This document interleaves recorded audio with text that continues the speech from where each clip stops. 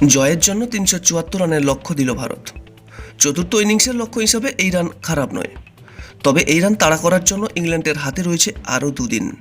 এই series draw করতে হলে ভারতকে এই ম্যাচ জিততে হবে, আর এই ম্যাচ জিততে হলে ভারতের চাই আরও ৮টি উইকেট। কারণ ৩৭৪ রানের লক্ষ্য নিয়ে ইংল্যান্ড দ্বিতীয় ইনিংসে ব্যাট করতে নেমে 1টি উইকেট হারিয়ে 50 রান করে ফেলেছে।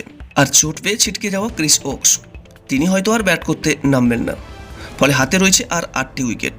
তবে ভারত এই গুরুত্বপূর্ণ সময়ে জসওয়ালের ব্যাট থেকে পেল 118 রান।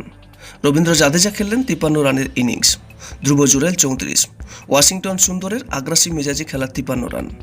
তবে দিনের শুরুতে ভারতীয় ইনিংসের সুর বেঁধে দিয়েছিলেন আকাশদীপ। বল হাতে তিনি আগে অনেক কিছু করে দেখিয়েছিলেন, আর আজ তিনি ব্যাটটাও করে দেখালেন। তৃতীয় উইকেটের অবিচ্ছিন্ন জুটিতে 107 রানের পার্টনারশিপ করে দলকে অনেক ভালো জায়গায় পৌঁছে দিয়েছিলেন। নিজে 94টি বল খেলে 66 রান করে হাসি মুখে ফিরেছিলেন সাজ করে আকাশদীপ। আর সেখান থেকেই আত্মবিশ্বাস বেড়েছে ভারতীয় ব্যাটারদের মধ্যে।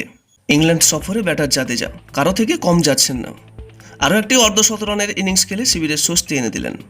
জুরেলও সাধ্যমতো লড়াই করলেন, দূরে খেলার চেষ্টা করেছেন, তবে ইংল্যান্ডের লক্ষ্যকে চ্যালেঞ্জিং করে তুললেন ওয়াশিংটন। দশম উইকেটের জুটিতে 4.1 ওভারে ভারত তুলল 39 রান। 4টে 4 আর 4টে ছক্কা মেরে ভারতকে ভালো জায়গায় পৌঁছে দিলেন এই তরুণ অলরাউন্ডার। ইংল্যান্ডের বিরুদ্ধে চতুর্থ টেস্টে প্রথম 100 রান করেছিলেন ওয়াশিংটন। সেই আত্মবিশ্বাসেই এদিন শাসন করলেন ইংরেজ বোলারদের। জয়ের জন্য 374 রানের লক্ষ্যে ব্যাট করতে নেমে আগ্রাসী মেজাজেই শুরু করলেন ইংল্যান্ডের দুই ওপেনার বেন ডাকেট এবং ক্রুলে। এই সিরিজেই হেডিংলেতে টেস্টে 373 রান তাড়া করে 5 উইকেটে জয় ছিনিয়ে নিয়েছিল ইংল্যান্ড। ওভারেও সেই পথেই এগানোর চেষ্টা করছেন তারা। তবে দিনের শেষে ক্রুলিকে 14 রানে সাজঘরে ফিরিয়ে দলকে কিছুটা স্বস্তিতে রাখলেন সিরাজ। তবে 22 গজে এখন অপরাজিত রয়েছেন বেন ডাকেট 34 রান করে।